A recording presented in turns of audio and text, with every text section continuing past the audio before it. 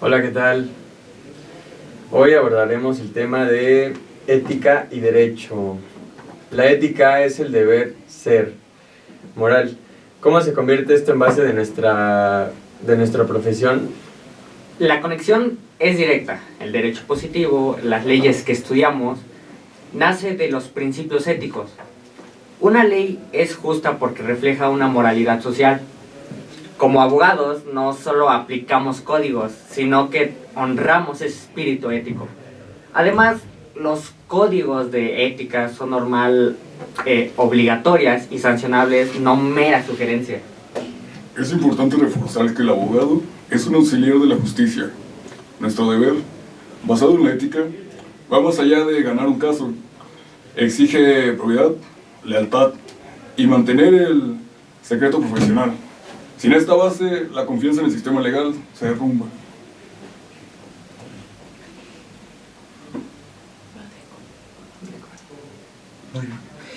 La ética aterriza en conflictos diarios. La prueba más dura es la presión por ganar a toda costa. Muchos se ven tentados a manipular hechos, usar tácticas dictadoras o prometer resultados imposibles. El profesional debe elegir la transparencia sobre la convivencia económica. Y el conflicto de intereses es constante. La ética nos obliga a tener la fuerza de carácter para rechazar un caso lucrativo si va en contra de la lealtad a otro cliente o si implica el uso indebido de información. Lo siguiente sería la competencia y humildad ética. Aquí entra el deber de diligencia. Es una falta ética tomar casos para los que no estamos calificados o cuando la carga de trabajo nos impide dar el 100%. Esto es tan grave como un conflicto de intereses. Exacto. La humildad profesional es el hecho, un acto ético superior. Si no puedes garantizar la mejor representación, debes derivar al cliente, a un especialista. Se trata de priorizar el bienestar del cliente. Además, la ética debe ser proactiva, buscando la justicia creativa dentro del marco legal, no solo el mínimo legal. El siguiente es el vínculo con el desarrollo personal. El desarrollo personal es el pilar de la ética. Al cultivar la paciencia, la empatía y la prudencia, el abogado forja un carácter que le permite manejar el estrés del litigio sin caer en el cinismo o la corrupción. Eso brinda una estabilidad emocional vital. Y eso se traduce en éxito. La integridad inquebrantable es nuestro activo más valioso. Los clientes buscan al abogado confiable, no solo el más listo. Esto genera liderazgo ético y asegura una reputación que es la llave del éxito a lo largo plazo. Además, la madurez nos permite separar al abogado del pleito, manteniendo el respeto al colega. Pues aquí una conclusión, mire, para cerrar, es evidente que pues la ética es la brújula interna, es aquello que nos guía a lo correcto, ya que aquí no está establecido, o sea, como un código legal, pero simplemente es tu principio, o sea, es lo que te hace un buen abogado, es lo que te hace un buen profesionista. Al final de cuentas, ser ético es lo primordial y te puede apoyar a abrir, no sé, bastantes puertas en el mundo profesional. Pues la prioridad y la integridad no solo son requisitos para obtener la licencia, sino son la base de la confianza hacia el cliente y que por ende del éxito profesional a largo plazo somos conscientes de que el cliente va a estar seguro, que tiene la seguridad de que nosotros vamos a ser éticos y vamos a priorizar obviamente su caso y su bienestar. Invertir en el desarrollo personal es directamente invertir en la calidad y el valor de nuestra marca como juristas. Y es que la carrera es noble, solo si se ejerce con nobleza y con el compromiso de ser, ¿no? Cada día un auxiliar de la justicia. Bueno, este fue nuestro podcast. Yo soy Deco. Mi nombre es Javier. Mi nombre es Jesús. Mi nombre es Mirka. Mi nombre es Garcini. Y fue un gusto hablarles de la ética y derecho. Gracias. Gracias. Bienvenidos alumnos de la Universidad Interamericana. En este episodio, mi equipo y yo vamos a explorar un tema que a menudo ha sido subestimado. Este tema es el léxico y la semántica.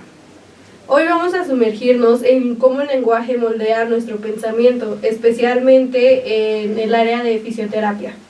A veces pensamos que hablar y pensar son cosas separadas, pero el lenguaje es la base de nuestro razonamiento clínico. Exactamente, María. Y para ejemplificar lo que nos acaba de decir nuestra compañera, les voy a comentar en forma muy corta y clara la definición de fisioterapia. ¿Qué cosa es la fisioterapia? Es la profesión del área de la salud cuyo propósito principal es la promoción óptima de la salud. ¿Cómo funciona? Pues a través de la generación y aplicación de principios científicos para examinar, evaluar, diagnosticar y realizar pronósticos de terapias funcionales. Es decir, que la precisión de nuestras palabras es directamente proporcional a la claridad de nuestro pensamiento clínico. Empecemos por el léxico. ¿Qué es exactamente y por qué es tan importante?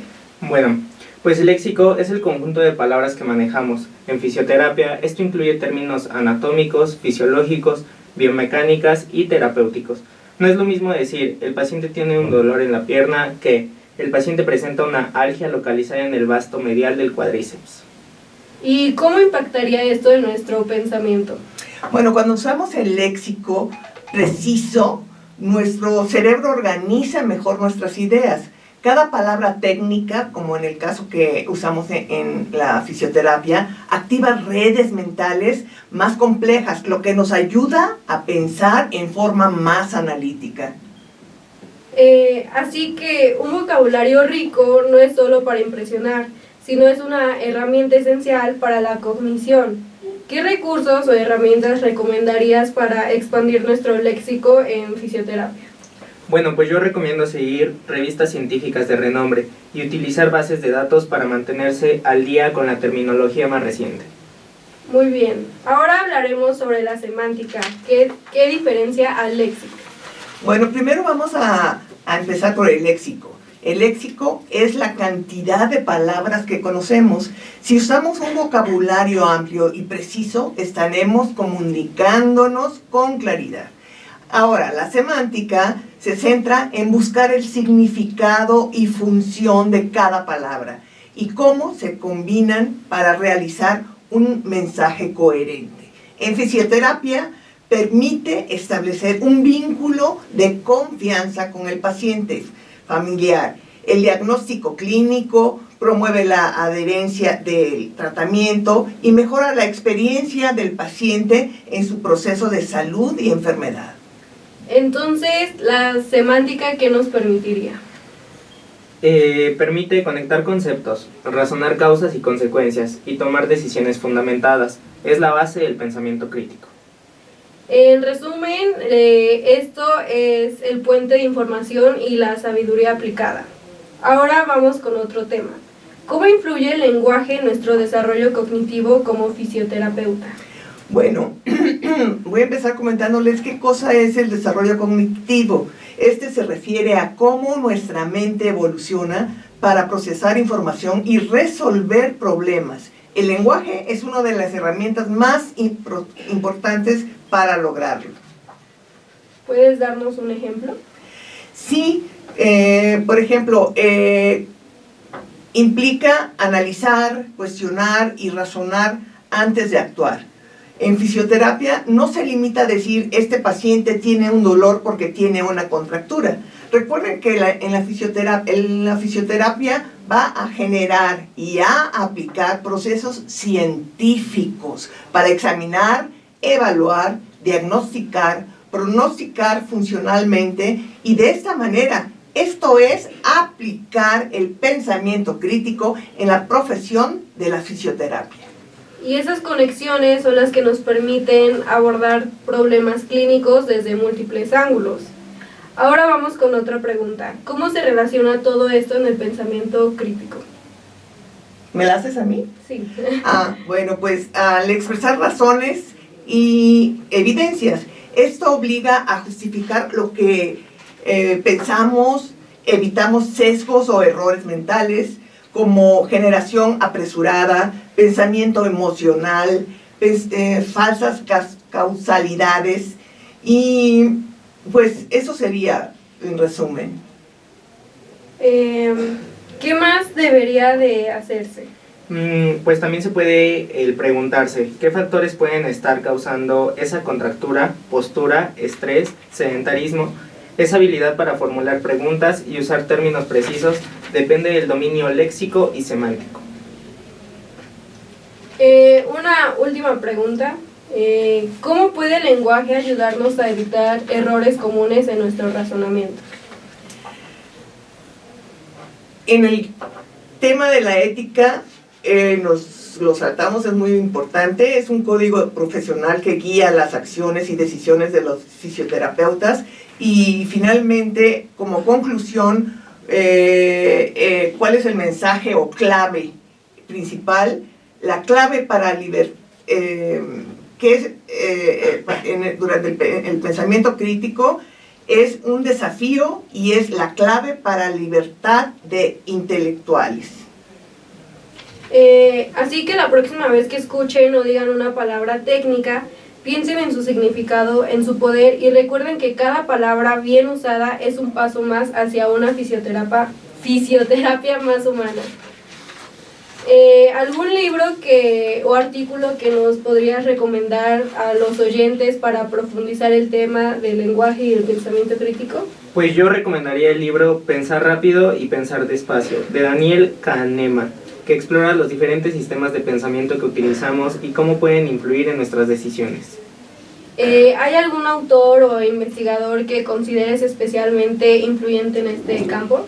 Sí, yo recomiendo ampliamente que sigan el trabajo de investigación de Barbara Fredrickson, que estudia el impacto de las emociones positivas en la salud y el bienestar.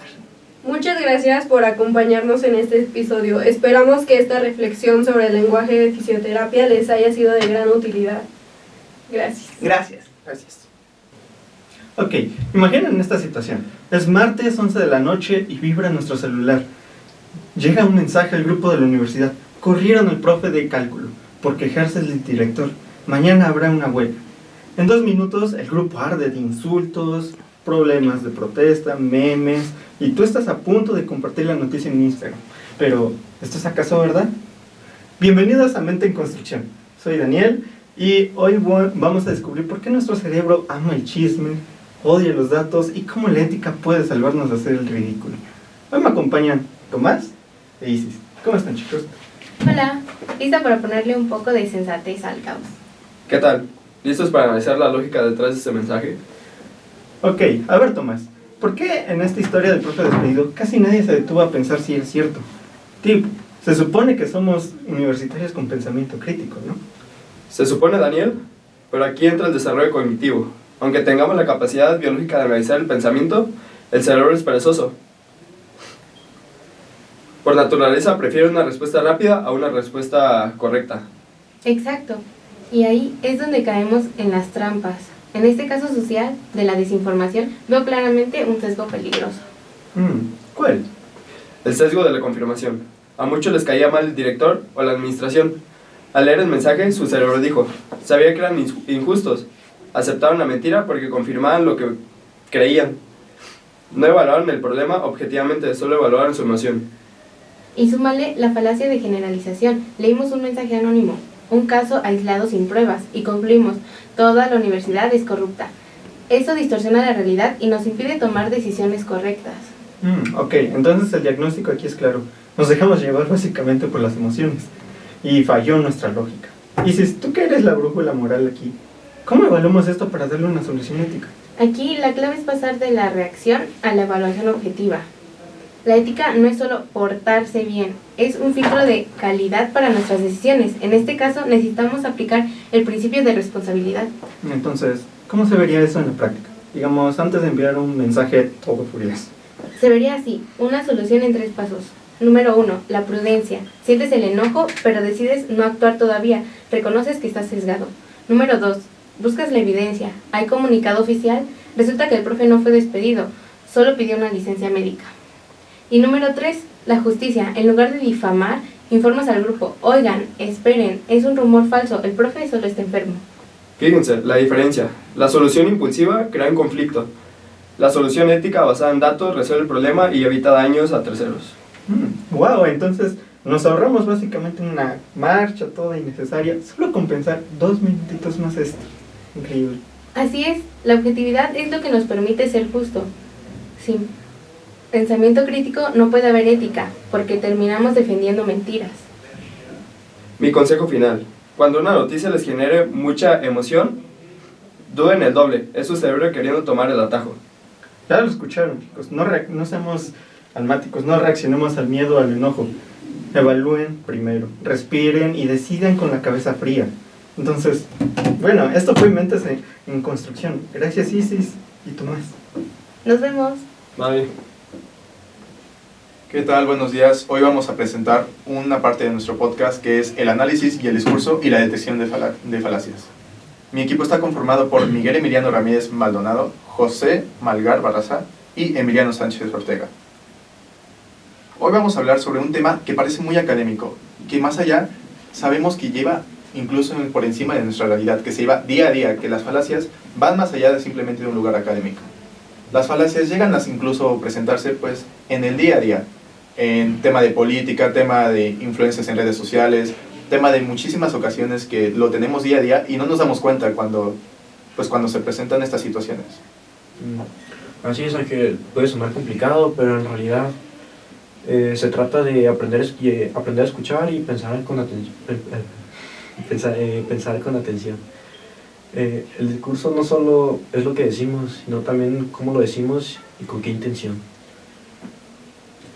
Y pues eso pasa más de lo que creemos, ¿no? A veces una persona puede decir algo con mucha seguridad, usar palabras elegantes o ejemplos emotivos, pero su razonamiento está lleno de errores. Por eso existen las falacias lógicas, que son trampas del lenguaje o del pensamiento que parecen razonables, pero pues en realidad no lo son. Sabes, estoy totalmente de acuerdo con todo lo que han dicho. Creo que todo en algún momento pues hemos caído en una falacia, ¿no? Y sin darnos cuenta, por ejemplo, cuando decimos, si lo dijo en TikTok, debe de ser cierto, porque muchas veces estamos enfocados tanto en las redes sociales que le creemos en todo. Bueno, y estamos cayendo en una falacia de autoridad o de popularidad. Pensamos que algo es verdadero solo por muchas personas lo repiten o porque lo dijo alguien famoso o en cuestiones así. Y mira, sí tienes razón, de verdad, incluso las falacias se llegan a presentar pues como tal en la familia, ¿sabes? O sea, ¿nunca les ha pasado que llegan a escuchar un consejo de una familia? Bueno, que tu mamá, tu abuelo, tu papá te llega a dar ese consejo como de, oye, toma agua de limones y te va a cuidar la gripa. ¿No les ha pasado eso? Sí. Sinceramente, es algo que las falacias se iban presentando desde hace muchísimo tiempo, no solamente en el ámbito pues social, escolar, o sea, académico y mucho sobre eso, sino que se presenta incluso en la familia. Pues esas típicas recetas caseras, esos típicos consejos, cosas que... justamente las creencias, que no tenemos como ese conocimiento al 100%, pero porque lo llegan a decir nuestros familiares, pues lo llegamos a interpretar como algo que debe ser cierto, algo que es verdad, cuando nunca nos llegamos a parar y analizar, sobre todo en estas situaciones, qué cosa es real, qué cosa es mentira y pues qué cosa nos deja eso. Y nunca tenemos ese análisis pues crítico, ¿no? Sí, y eso es justo lo que estudia el análisis de discurso. No solo nos enfocamos en las palabras, sino en el contexto. ¿Quién lo dice? ¿A quién se lo dice? ¿Por qué se lo dice? ¿Y qué busca provocar? Un discurso puede ser persuasivo, inspirador o peligroso, dependiendo de la intención que tenga, la importancia de atrás, o sea, quién lo diga. Y pues cuando un discurso se usa para manipular emociones o confundir a las personas, entramos al terreno de las falacias. Por ejemplo, Los políticos suelen decir cosas como, si no está conmigo, está en contra del país. Esa frase suena muy poderosa, ¿no? Pero es una falacia del falso dilema, porque reduce una situación compleja a solo dos opciones, cuando pues en realidad hay muchas otras posturas posibles. Claro, sí, estoy totalmente de acuerdo. Y sabes, no solo los políticos, porque también en la vida diaria pues, usamos el discurso que pueden ser falaces cuando queremos convencer a alguien y decimos, todo el mundo lo hace o tú no entiendes por qué eres muy joven. Estamos usando argumentos que no solo se basaron en la razón, sino en la presión social o en la descalificación. Y sabes, también parte de la detección de falacias también te ayuda a descubrir un poco tu autopensamiento crítico, en donde tú tienes que ir pensando pues qué realmente es todo lo que te importa, qué realmente es todo lo que te abarca y todo lo que te enseña, porque no solamente es, ok, te dicen algo, pero lo que importa es lo que tú analices de eso, no es como que te digan que algo va a ser cierto porque una persona lo dice, obviamente no. En muchas ocasiones nos perdemos de esa parte, de nosotros analizar en qué pues, punto puede ser verdad. Más que nada pues justamente por esos temas en los que creemos que una opinión a veces es más importante que nuestro propio pensamiento. Exactamente, por eso este episodio no solo es sobre detectar errores, sino sobre mejorar nuestra manera de pensar y comunicarnos. Queremos invitar a todos los que nos escuchan a desarrollar una mente más crítica, más reflexiva y sobre todo más consciente del poder que tiene el lenguaje. Bueno, en pocas palabras, aprender a analizar discursos y reconocer las falacias nos hace más libres, nos da herramientas para no caer en engaños y para defender pues nuestras ideas con argumentos sólidos. Sí, por eso, exactamente, por eso en este episodio hablaremos de cómo el desarrollo cognitivo y el pensamiento crítico se relaciona con la manera en que hemos construido y entendemos los discursos. Y además veremos ejemplos reales y algunos personales para que todo sea más fácil de aplicarlo en la vida cotidiana. Y eso sería todo, más que nada les dimos un poco de nuestra perspectiva pues, sobre este tema, también hacerles entender un poco que las falacias se ven en todos nuestros días, se ven en todas las situaciones, y que ya solamente depende ahí de nosotros, la verdad, sobre todo lo que interpretemos, hagamos y pues mencionemos, ¿no? Pero bueno, eso sería todo y muchas gracias por escuchar. Hola, bienvenidos a Ecologic, el podcast donde analizamos temas ambientales con rigor académico y pensamiento crítico. Hoy hablaremos sobre las falacias de autoridad y cómo influyen en nuestras creencias sobre el cambio climático y la ciencia en general. Mi nombre es Jocelyn Guadalupe Sánchez Herrera y estudio negocios internacionales. Mi nombre es Andy y estudio negocios internacionales. Mi nombre es Omar Roa y estudio negocios internacionales. Mi nombre es Fernanda y estudio negocios internacionales. Mi nombre es Astrid y estudio negocios internacionales. Mi nombre es Jonathan y estudio negocios internacionales. Ok, existen afirmaciones frecuentes en medios y redes sociales que pueden parecer convincentes, pero muchas veces carecen del respaldo científico. Es esencial aprender a cuestionarlas, analizar evidencia y aplicar pensamiento crítico. Nuestro propósito es mostrar ejemplos prácticos y explicar estrategias para no caer en este tipo de errores lógicos. Hablemos de la falacia de autoridad. Esta ocurre cuando se acepta una afirmación solo por la reputación de quien lo hace sin considerar evidencia científica. Este tipo de falacias son muy comunes en redes sociales. Por ejemplo, un famoso actor dice que el cambio climático es un invento y algunos creen que es verdad solo por su fama. Bueno, yo creo que a veces es natural confiar en personas famosas. Si un actor tiene experiencia hablando en público y comunicando ideas, uno podría pensar que sabe de todo un poco. No es lógico que la gente le dé crédito.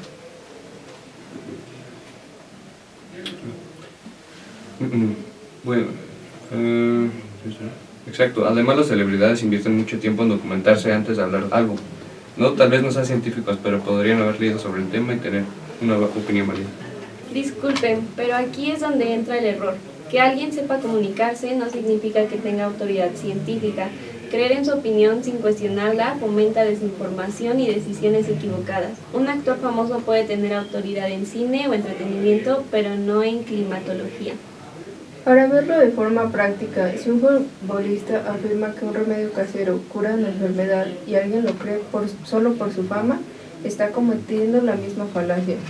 Lo importante es revisar evidencia científica y no solamente confiar ciegamente en la popularidad. Y esto no es solo teoría. El desarrollo cognitivo implica la capacidad de procesar información, razonar lógicamente y tomar decisiones fundamentadas, como lo establece Piaget. Quienes no desarrollan estas habilidades son más propensos a aceptar afirmaciones superficiales. Pero, no sé, muchas personas buscan información confiable en alguien que consideran exitoso o admirado. ¿No es eso un atajo para filtrar información en un mundo tan saturado de noticias? Sí, puede ser un atajo, pero peligroso. El pensamiento crítico nos permite analizar fuentes, comparar evidencia científica y distinguir entre hechos y opiniones. Por ejemplo, un estudiante entrenado revisaría informes de la NASA antes de aceptar o rechazar la afirmación del actor. Pero, ¿y si la mayoría de la gente no tiene tiempo ni conocimiento para leer informes científicos? A veces lo dice alguien famoso para más accesibilidad. Ahí es donde la educación mediática y científica. Si desde jóvenes aprendiéramos a cuestionar, analizar y evaluar información, incluso sin ser expertos, podremos filtrar mejor lo que leemos o escuchamos. Entonces, ante la afirmación, el actor X dice que el cambio climático es un invento, un pensador crítico preguntaría, ¿qué estudios científicos respaldan o refutan esto? ¿Qué opinan expertos en climatología? ¿Cuál es la metodología detrás de los datos mencionados? Pero, ¿y si esos estudios son complicados de entender? Muchas personas prefieren confiar en alguien que les explique el tema de manera sencilla. Es comprensible, pero ahí es donde debemos diferenciar entre explicación clara y autoridad inválida. La fama no convierte una afirmación en verdad. Ok, supongamos que el autor realmente consultó fuentes confiables. En este caso, ¿estaríamos cayendo en la falacia? Solo si la gente cree la afirmación únicamente por su fama, sin verificar las fuentes. La falacia ocurre por confiar en la persona y no en la evidencia. Pero la mayoría de la gente no tiene tiempo para leer reportes científicos complejos.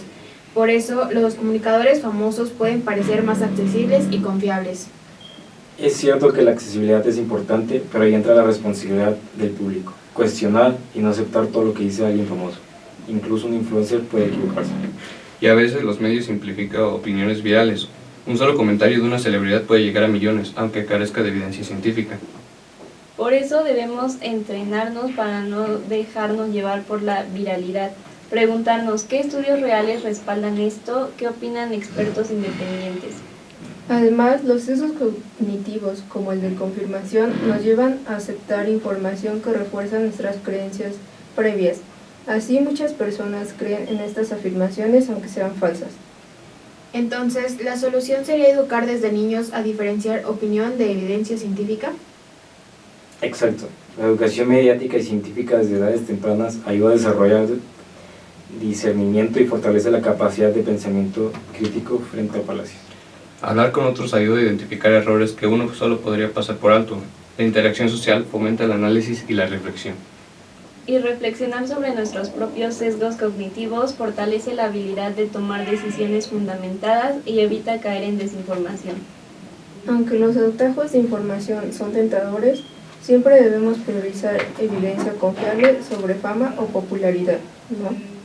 En resumen, esta falacia refleja errores en la capacidad de razonamiento y evidencia la importancia del desarrollo cognitivo y la educación crítica. Para evitarla necesitamos estrategias como verificar la fuente y su experiencia real, consultar evidencia científica confiable, preguntarse ¿por qué debería creer esto? También discutir con otros ayuda a identificar errores que uno solo podría pasar por alto. Reflexionar sobre los propios sesgos cognitivos fortalece el desarrollo crítico. Y recordemos, la fama no convierte una afirmación en verdad. La evidencia científica y el pensamiento crítico son especiales para decisiones responsables y fundamentales. Cuestionar, analizar y reflexionar son habilidades esenciales para la vida diaria y la protección del medio ambiente. Y por ello, la próxima vez que leas algo sorprendente de una celebridad, recuerda, la evidencia manda, no la fama. Gracias a todos por acompañarnos en Ecologic. Hasta la próxima. Hola, buenas tardes. Este es mi equipo. Mi nombre es Alejandro Rosas Lava. Emiliano Robledo Blanco. Y Héctor Manuel Rojas Rojas. Bueno, y nosotros vamos a presentarle el tema de evaluación, toma de decisiones y solución ética del problema de forma objetiva. Hoy traemos un tema que seguro les va a hacer pensar cómo evaluar, cómo tomar decisiones y resolver problemas de manera ética y objetiva. Exacto, porque seamos honestos, todos hemos tenido momentos en los que actuamos más por un impulso o emoción que por un mismo razonamiento previo. O tan solo las veces que tomamos una decisión por el simple hecho de que todos los demás lo están tomando. Dejándonos influenciar por decisiones que no son nuestras es como una enfermedad que se contagia. Sí, claro, yo también he pasado por eso. Por ejemplo, cuando compartimos una noticia solo porque nos suena algo justo o creíble, cuando ni siquiera nos tomamos la molestia de indagar y saber si concuerda con lo que realmente pasó. Y justo ahí entra la importancia de la ética y el pensamiento crítico. No es solo la acción de pensar, sino de ser críticos justamente, ser analíticos y razonar, ya sea lo que escuchamos, leemos o veamos en nuestro día a día. Y justo eso que mencionas, digo, conecta con el punto clave, el desarrollo cognitivo, y desde pequeños aprendemos a pensar, pero no todos desarrollamos las mismas habilidades que otros. A modo que crecemos y aprendemos a distinguir entre lo que parece, lo que es, y el pensamiento crítico no solo nos entrena. Por ejemplo, cuando analizamos una noticia, lo ideal es preguntarnos cómo lo hice, a qué beneficia esta información, y para evaluar algo con objetividad. Totalmente. Y a eso hay que sumarle algo que a veces olvidamos. Las emociones también influyen en nuestras decisiones. Tomar una decisión objetiva no significa ser fríos o no sentir nada, sino saber cuándo una emoción nos está anulando el juicio. Un ejemplo claro es cuando tienes una discusión con alguien. Si estás enojado, es más probable que digas cosas de las que luego te arrepientes. Pero si te das un momento para pensar, puedes responder de una forma más racional. Ahí estás aplicando tanto la ética como el pensamiento crítico. Exacto, porque la ética no solo se trata de saber quién está bien o mal, sino hacerlo con lo correcto incluso cuando nadie lo está viendo. En la escuela, por ejemplo, cuando alguien copia en un examen, puede que nadie lo note, pero tú sabes que está mal. Esa es la diferencia entre tener moral y tener ética. La moral te la enseñan, pero la ética la aplicas tú efectivamente. Eso que dices me recuerda algo. A veces creemos que la ética solo importa en decisiones grandes, pero no. También está en las cosas pequeñas. Por ejemplo, cuando trabajas en equipo y todos se esfuerzan menos uno, ¿qué haces? Podrías decir, bueno, no importa, yo hago su parte y ya. Pero eso también afecta el equilibrio del grupo. Ser ético es también aprender a poner límites, hablar con respeto, buscar justicia y no quedarse callado cuando algo está mal. Y si lo piensan, eso mismo aplica en la vida profesional. Imagina que trabajas en una empresa y descubres que se están tomando decisiones injustas como discriminar a alguien o manipular información para beneficio propio. Ahí entra el dilema ético, ¿te quedas callado o lo enfrentas? Lo correcto sería analizar las opciones, pensar en consecuencias y actuar desde los valores. A veces ser ético te puede traer problemas, pero a la larga te da credibilidad y tranquilidad. Claro, la ética y la objetividad están conectadas con el respeto a la verdad y a los demás. Por ejemplo, cuando tomas una decisión deberás pensar, ¿estoy siendo justo? ¿Esto puede afectar a alguien más? ¿Estoy eligiendo lo más conocido o lo más correcto? Responder eso con sinceridad ya es un acto ético. Sí, y hablando de decisiones, muchas veces caemos en falacias lógicas sin notarlo. Por ejemplo, la falacia del falso dilema, que te hace creer que solo hay dos opciones posibles.